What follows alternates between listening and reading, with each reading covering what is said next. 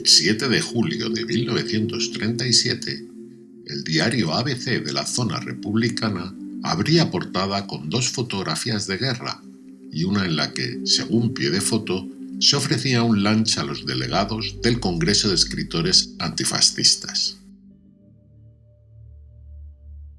La instantánea se tomó el 5 de julio en el comedor de gala del Palacio de El Capricho y, como apunta la noticia del periódico, corresponde a un aperitivo de bienvenida a Madrid a los participantes en dicho congreso, cuya apertura había sido el día antes, 4 de julio, en Valencia.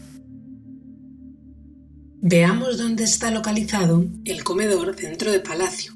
El plano que vemos pertenece a un expediente del Archivo de Villa de 1897. Como se puede apreciar, el comedor ocupa una amplia sala en la planta baja, en la fachada sur del edificio, a un nivel inferior que el resto de las dependencias y con salida directa al jardín bajo. Se accede a él mediante una escalera interior que baja desde la planta principal y, originalmente, desde el parterre por una antesala conocida como Pieza del Café. A ella se llega a través de una escalera de 2 ramales, que se puede apreciar en las fotos siguientes, y que desapareció en la Guerra Civil. Precisamente en el momento de la fotografía que nos ocupa, se estaban realizando los trabajos de reforma en estos espacios, probablemente detrás de los tapices que aparecen al fondo de la misma. En la portada del diario ABC del 8 de junio del mismo año, en una recepción del general Miaja en el Palacio de la Alameda a destacados periodistas, con motivo de la condecoración del mismo con la Medalla Laureada de Madrid, podemos leer textualmente: tras la presidencia lucía un tapiz con el escudo de Madrid y las banderas de la República, Euskadi, Asturias, Rusia y México. Estos mismos emblemas se ven en la foto del lunch del Congreso, lo que nos muestra que las obras ya estaban en curso por entonces. Reformas que se prolongaron hasta el mes de octubre, en el que se estableció definitivamente el cuartel general del Ejército Centro en la Alameda de Osuna, también conocido como Posición Jaca. Como se puede apreciar en fotos conservadas del primer tercio del siglo XX, la decoración de la sala poco había cambiado en esos años. En las mismas se distingue la escalera que llevaba a la Pieza del Café. Actualmente han desaparecido de allí tanto su balustrada como el grupo escultórico, hoy en colección particular, situado en su centro, Idilio, encargo que Mariano Benlliure recibió de Gustavo Bauer, para desarrollar un proyecto integral de una sala de música en su palacete madrileño de San Bernardo, que data de 1895. No sabemos en qué momento se trasladó al Capricho. En la parte superior del primer tramo de escaleras queda constancia de la entrada a la galería de escape que se construyó en la Guerra Civil. Esta consiste en 2 pasadizos construidos como vía de evacuación a unos 8 metros de profundidad y que tenía 2 salidas, una al jardín bajo de Palacio y otra a la calle Fuente, hoy Tapiadas. Junto al refugio antiaéreo y al llamado Polvorín, constituían el complejo de evacuación y resguardo del cuartel general. Conviene en este momento hacer un inciso sobre la azarosa historia de la posesión de la Alameda durante y en los años previos a la Guerra Civil. A comienzos del siglo XX, tanto el palacio como los jardines eran propiedad de la familia Bauer, que los había comprado en pública subasta en el año 1900 por 250.000 pesetas a la Comisión Liquidadora de Obligacionistas, creada en 1894 a la muerte del 12º duque de Osuna, Mariano Téllez Girón y Beaufort, cuya gestión del patrimonio llevó a la ruina a la Casa Osuna. A principios de los años 30, la compañía Bauer entra en suspensión de pagos con lo que hipotecaron la posesión de la Alameda y suscribieron un convenio con sus acreedores, representados por una comisión liquidadora.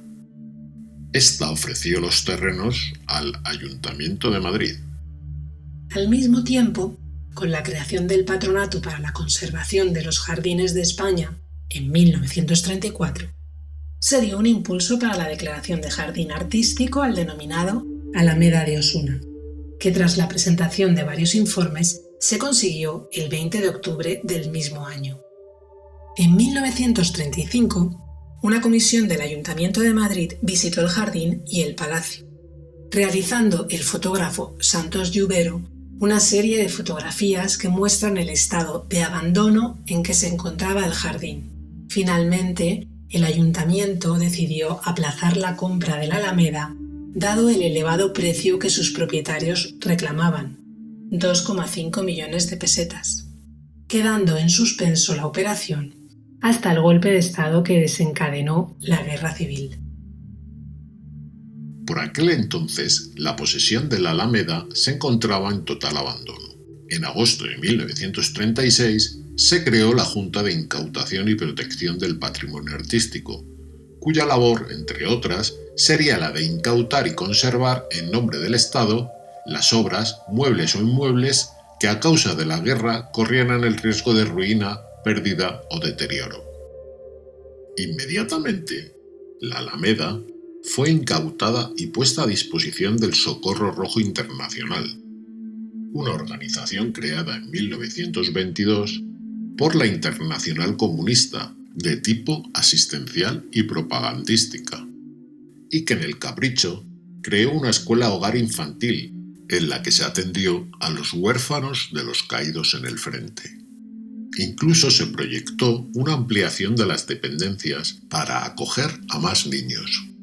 Pero la cercanía del Frente de Madrid a finales de 1936 hizo que los terrenos de la Alameda pasasen a usos militares. En primer lugar, en enero de 1937, como base de los recién adquiridos carros soviéticos T-26, que ya desde el mes de septiembre venían actuando en diversos frentes. Y a partir de marzo del mismo año, por orden del general Miaja, se comienza a acondicionar el palacio y jardines de la Alameda de Osuna, como sede del cuartel general del Ejército del Centro, con el nombre en clave de Posición Jaca. La ubicación de este en el Palacio de Buenavista primero y los sótanos del Ministerio de Hacienda después, a tiro de la aviación y la artillería nacionales, hizo que Miaja decidiera trasladarlo a una posición más segura. El Capricho, cercano a la carretera de Valencia y Barcelona, y en una línea que tras la batalla del Jarama estaba bastante consolidada, tenía también cerca el aeródromo de Barajas, donde operaba una escuadrilla de la aviación republicana, así como Alcalá de Henares, donde se trasladaron las compañías de carros de combate. Además, el arbolado de la Alameda servía de camuflaje a posibles vuelos de reconocimiento de la aviación nacional y estaba protegido por unas obras de fortificación y un nido de ametralladoras del que se conservan los restos en el cercano Castillo de la Alameda. El traslado definitivo del cuartel se llevó a cabo en agosto de 1937, por lo que cuando los participantes al Congreso de Escritores llegaron esa tarde el 5 de julio al Capricho, estaba en plenas obras de reforma. El segundo Congreso Internacional de Escritores en Defensa de la Cultura se había fraguado tras la celebración de la primera edición en París en 1935. Allí, impulsado por José Bergamín, representante español en el mismo, se propuso Madrid como sede para la próxima reunión en 1937. Tras la declaración de la Guerra Civil, se confirmó la decisión, añadiendo como sede la ciudad de Valencia, capital de facto de la República. Pese a las notables ausencias El Congreso fue uno de los mayores actos de propaganda organizado en España por el bando republicano. Se le encargó la responsabilidad a la Alianza de Escritores para la Defensa de la Cultura, presidida por el mismo Bergamín, y en la que Rafael Alberti actuaba como secretario.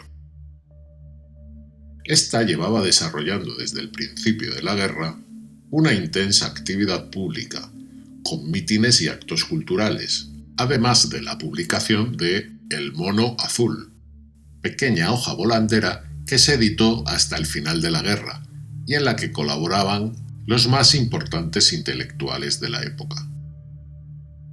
Fueron convocados escritores de 27 países, con especial énfasis en las naciones de la órbita hispanoparlante.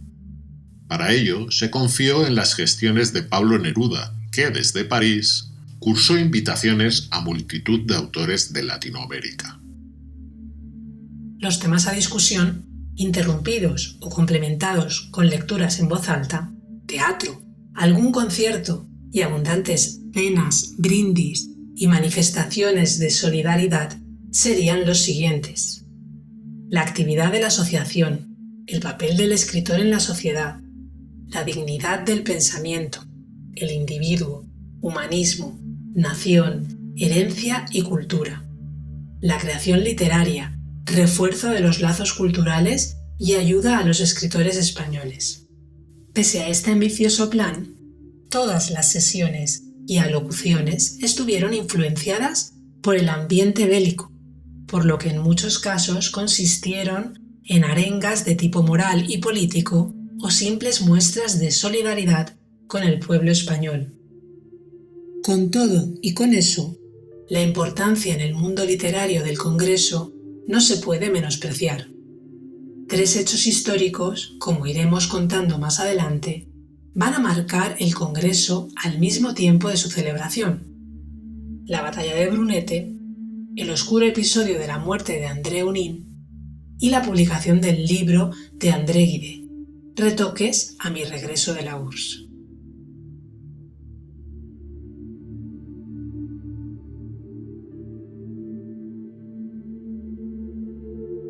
El Congreso se inicia en Valencia el 4 de julio de 1937, en la sala consistorial del Ayuntamiento.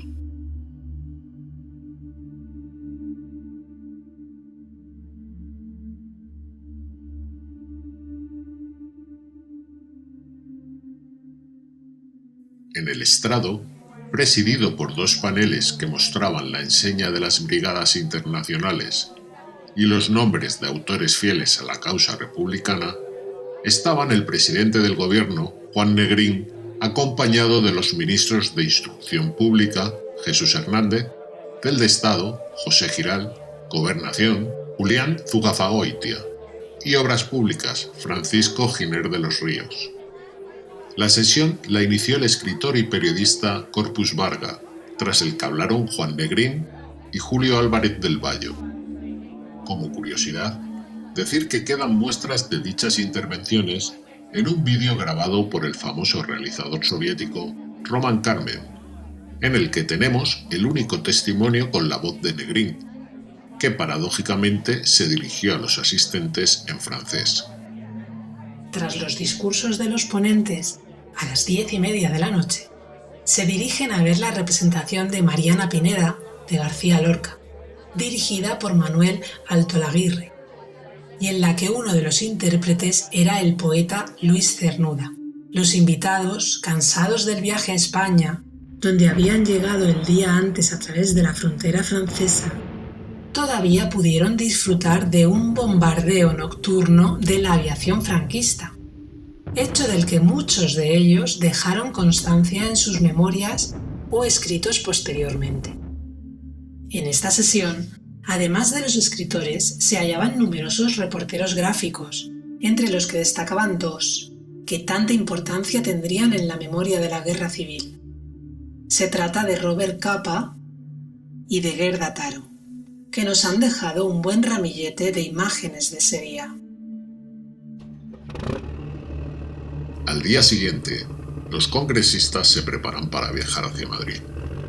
A primera hora, la caravana toma la carretera hacia la capital, comenzando un accidentado viaje que tiene su primera parada en el pueblo de Minglanilla, en la provincia de Cuenca. Este hecho quedó reflejado en multitud de recuerdos de los participantes en sus memorias y obras. Allí fueron recibidos y agasajados con una comida en un clima de admiración y respeto, donde pudieron comprobar el auténtico sentido del pueblo español. En palabras del escritor Alejo Carpentier, si preguntáis a los 150 escritores que asistieron a ese congreso dónde sintieron en España su más íntima emoción, todos os responderán sin vacilar: en Minglanilla.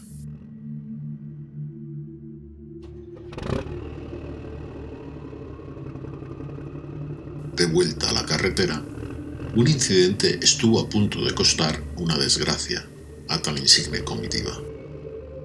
Uno de los automóviles chocó con un camión lleno de proyectiles que quedaron desparramados por la carretera. Milagrosamente, no estallaron y pudieron continuar el viaje sin más incidencias. El estilo audaz de los conductores españoles impresionó a muchos de los participantes en la caravana. Finalmente, tras un extenuante viaje, la comitiva llega a las 7:30 a la Alameda de Osuna, donde son recibidos por el teniente de alcalde de Madrid, Juan Gómez Ejido, y por Viviano Fernández Osorio. Allí les ofrecen el refrigerio de recibimiento que quedó inmortalizado en la foto de ABC en el comedor del palacio. Durante el mismo, hace uso de la palabra corpus barba para saludar a los delegados a su llegada a la ciudad invicta de Madrid, capital del mundo antifascista. Recordó que la finca donde estaban reunidos perteneció a una figura de la gran nobleza de España que se distinguió por su fastuosidad, palacio que hoy ha pasado a poder del Estado. José Miaja era otro de los encargados de recibir a los asistentes en este acto. Pero dado que esa misma noche estaba previsto el comienzo de la ofensiva en Brunete, delegó en el coronel Fernando Redondo y Tuarte la lectura de una carta en la que les presentaba sus respetos. Tras varios discursos, los asistentes al Congreso toman camino hacia Madrid, donde su destino será el Hotel Victoria, lugar destinado al alojamiento y en el que les esperaba un banquete de recepción. En este punto, vamos a hacer una pequeña reseña de los personajes que hemos podido identificar en la foto del comedor del palacio.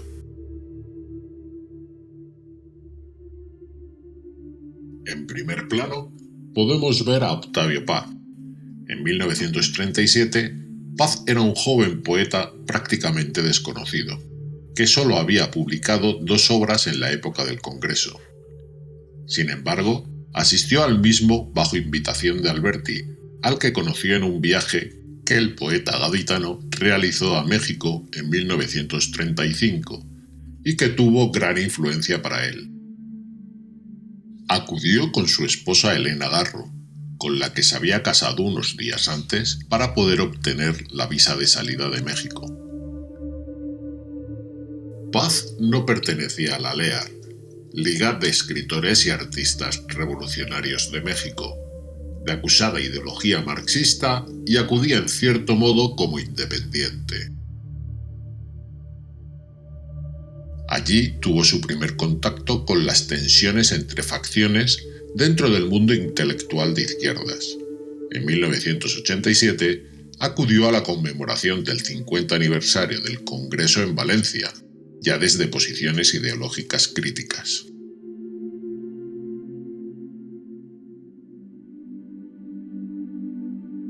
Nicolás Guillén.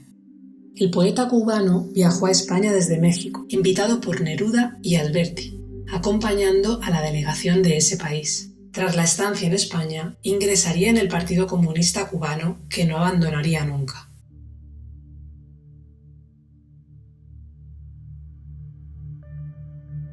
Gerda Taro.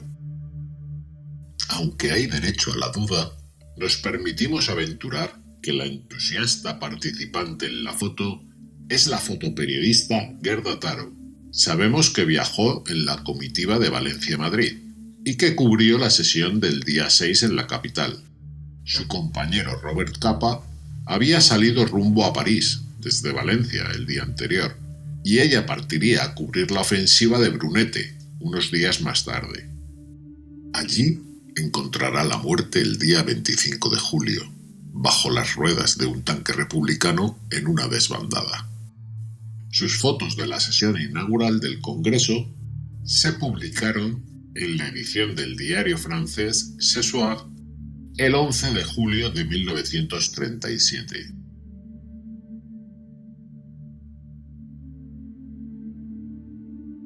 Viviano Fernández Osorio y Tafal, director del diario Política, órgano oficial del partido Izquierda Republicana, y presidente provisional aquellos días de la Asociación Amigos de la Unión Soviética.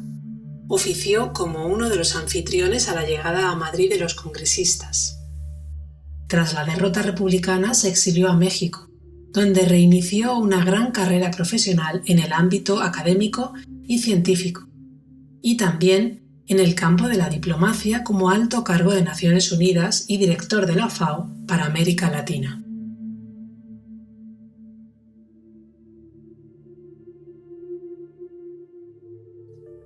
Pablo Neruda. Al estallar la Guerra Civil, se instaló en París, desde donde desarrolló una importante actividad en favor de la República. Participó en el Congreso de París de 1935 y fue uno de los impulsores del Segundo Congreso y promotor de muchas de las invitaciones a intelectuales hispanoamericanos, como representante de la Asociación Internacional de Escritores en Defensa de la Cultura.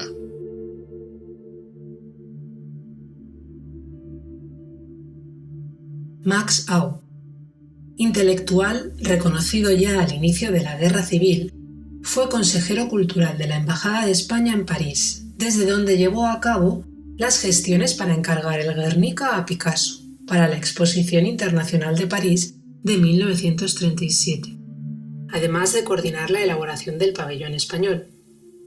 A su retorno, a finales de año, fue nombrado secretario del Consejo Central de Teatro y colaboró con André Malraux en el rodaje del film Sierra de Teruel. También tuvo responsabilidades en la organización del Segundo Congreso.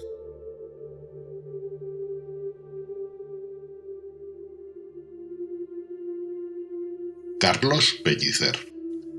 El poeta mexicano fue invitado por Pablo Neruda a formar parte de la delegación de su país en razón a su indudable calidad literaria, pero probablemente interesado a su vez en que un escritor católico antifascista manifestase su solidaridad con la República, en un acto evidente de propaganda.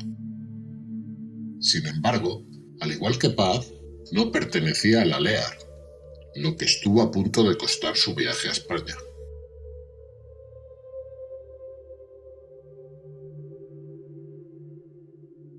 Ludwig Renn llegó a España en 1936 como un voluntario más de las Brigadas Internacionales, tras salir de la cárcel donde había sido internado por los nazis por su militancia comunista. Veterano de la Primera Guerra Mundial, su labor en la España republicana no solo fue intelectual, ya que participó activamente en el Ejército Leal, en el Estado Mayor de la 11ª Brigada Internacional y posteriormente en la 35 División, donde actuó con el rango de teniente coronel. Tras la Guerra Civil, se exilió en México, volviendo a la RDA, donde ostentó diversos cargos.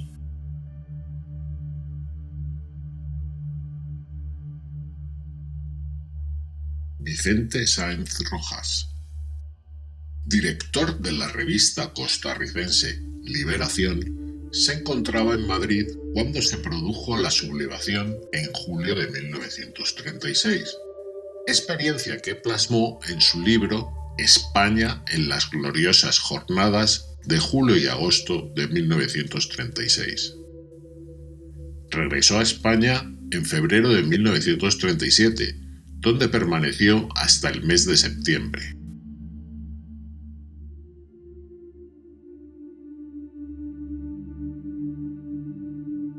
Aunque no vemos su cara en la fotografía, por diversas menciones a su vestimenta en varias fuentes, sabemos que detrás de Octavio Paz, sentada, se encuentra Elena Garro.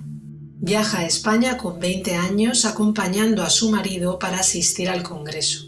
En su libro Memorias de España, 1937, narra lo que vivió en todos estos meses, donde no oculta las incomodidades y dificultades cotidianas, el hambre, el miedo a los bombardeos, la suciedad y la falta de higiene, ni las rencillas y envidias literarias e intrigas de los comunistas.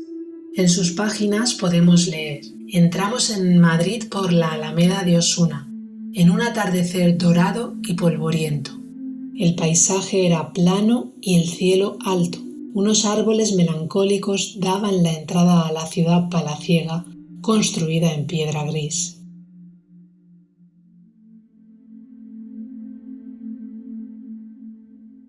Amparo Mon vino a España junto a su marido, el escritor argentino Raúl González Tuñón.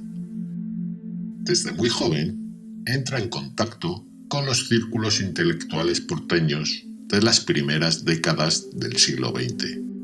Responsable de la sección de moda del diario Crítica, por las fechas de la celebración del Congreso se le diagnosticó un cáncer que acabó con su vida en 1940.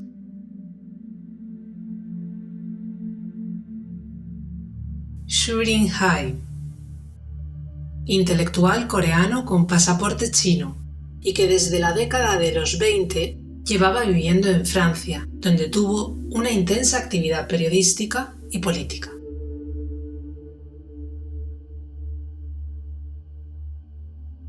Antonio Sánchez Barbudo, cofundador de la revista Hora de España, desarrolló una intensa labor en el periodo republicano dentro del Ministerio de Instrucción Pública. Fue galardonado con el Premio Nacional de Literatura de 1938 por su obra Entre dos fuegos. Para finalizar, vamos a incluir a 4 personajes de la foto en la que la identificación no es tan clara, pero que nos permitimos aventurar.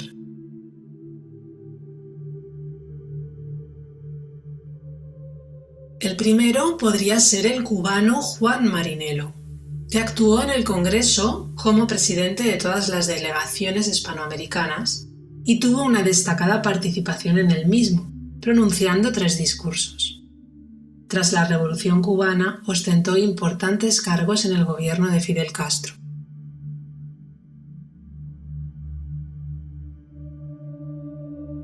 Juan Gómez Ejido,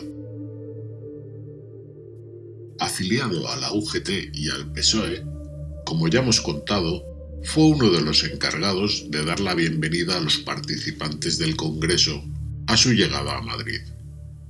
Teniente de alcalde, en ese momento, del consistorio madrileño, también desempeñó el cargo de consejero delegado del gobierno en el Consejo de Administración del Patrimonio de la República durante toda la contienda.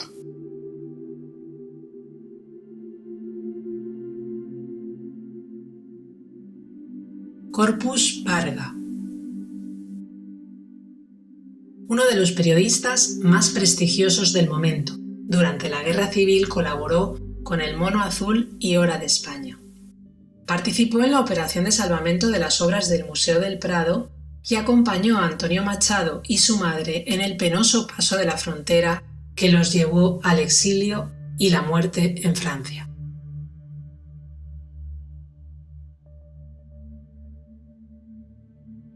Para finalizar la ronda de identificación, y con muchas reservas, este hombre tomando algo de la mesa bien pudiera ser el escritor francés Claude Adeline.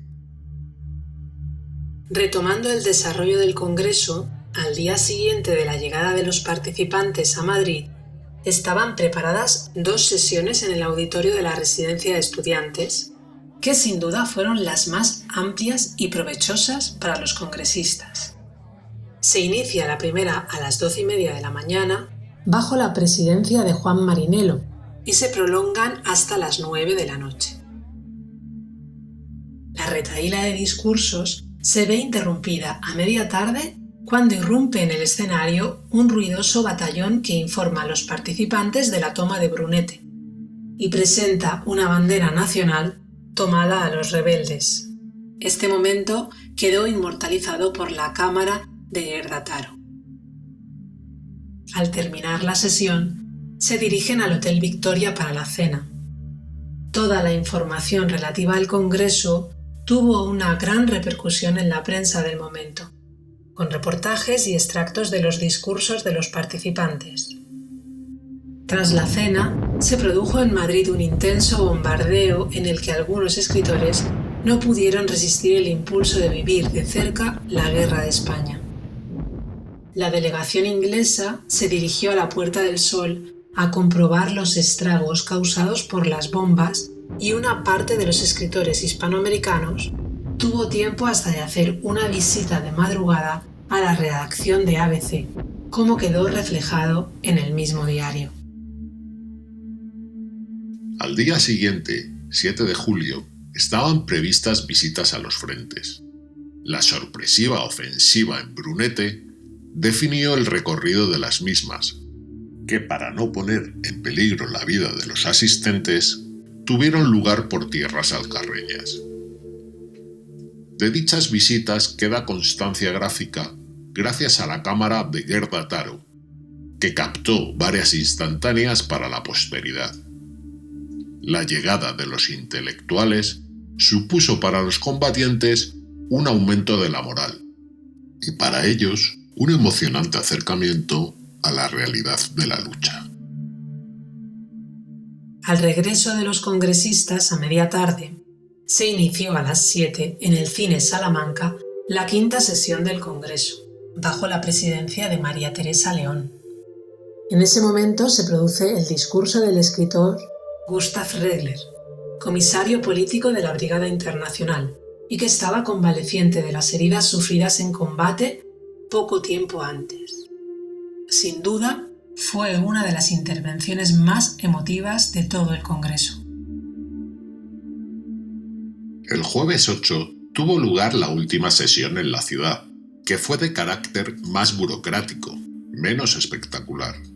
La prensa reduce las menciones en este día, celebrado de nuevo en la Residencia de Estudiantes y presidido por el poeta inglés Stephen Spender. La figura central de esta sesión fue José Bergamín, que hizo un duro discurso contra André Gide y su libro Regreso de la URSS.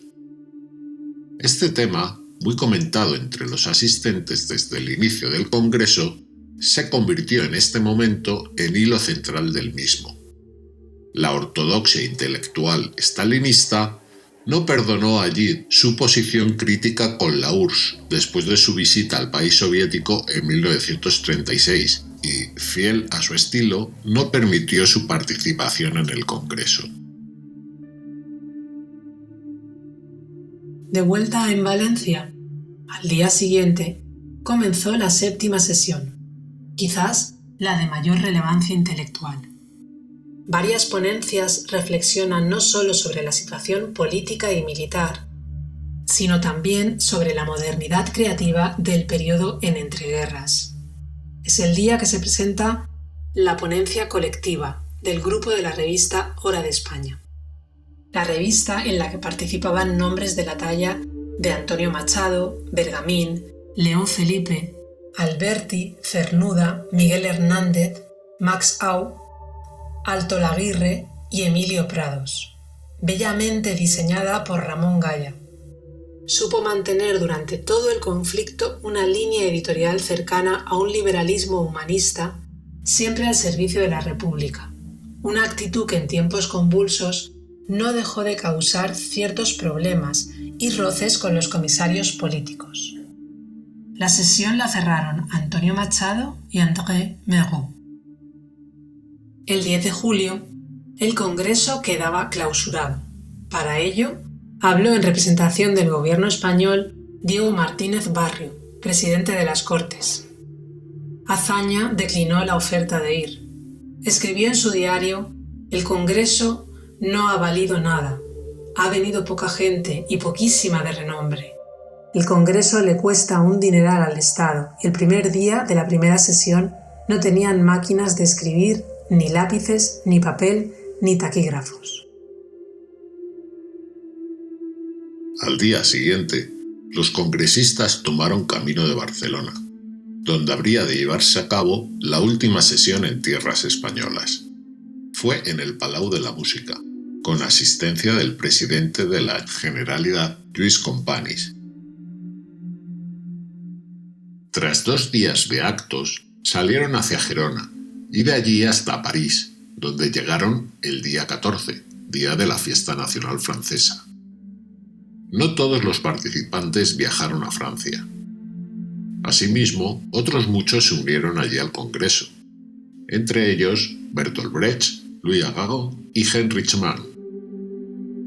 Tras varias sesiones más, el Congreso sería finalmente clausurado el domingo 18 de julio. Volviendo a la Alameda de Osuna, tras el Congreso alrededor del mes de octubre de 1937, quedó totalmente operativo el cuartel general del Ejército de Centro, la posición Jaca, donde se instaló el general Miaja hasta su ascenso como jefe del Grupo de Ejércitos de la Región Central en mayo de 1938. Tenemos algunos documentos gráficos de su estancia en Palacio, como una foto dedicada al diario ABC en las escaleras de la fachada y una vista de una delegación de parlamentarios ingleses en diciembre de 1937. Miaja partiría a su nuevo destino en Torrent, Valencia, donde establecería su cuartel general en la llamada Posición Pekín. El momento de traspaso de poderes quedaría inmortalizado en una foto de Alberto y Segovia, que es muy probable que se celebrara en el mismo palacio. Su puesto en Madrid lo ocupará el recién ascendido a coronel Segismundo Casado, que permanecerá allí hasta el final de la guerra, teniendo notoria importancia la posesión de la Alameda en los acontecimientos de marzo de 1939, en el llamado Golpe de Casado. La guerra estaba a punto de concluir.